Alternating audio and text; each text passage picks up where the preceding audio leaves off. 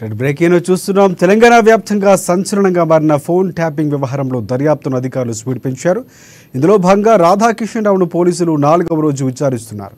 రాధాకిషన్ రావు వాంగ్మూలాన్ని record చేసిన దర్యాప్తు బృందం కొన్ని సర్వీసు ప్రొవైడర్ల నుంచి వివరాలను సేకరించినట్లు తెలుస్తోంది.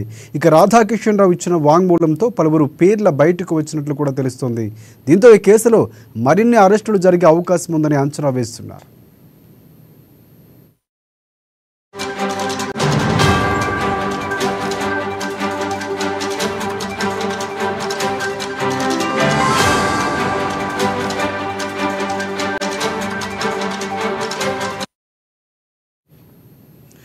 బ్రేకింగ్ న్యూస్ చూస్తున్నాం. తెలంగాణ వ్యాప్తంగా సంచలనంగా మారిన ఫోన్ ట్యాపింగ్ వ్యవహారంలో దర్యాప్తును అధికారులు స్పీడ్ పెంచారు. ఇందులో భాగంగా రాధాకిషన్ రావును పోలీసులు 4వ రోజు విచారిస్తున్నారు.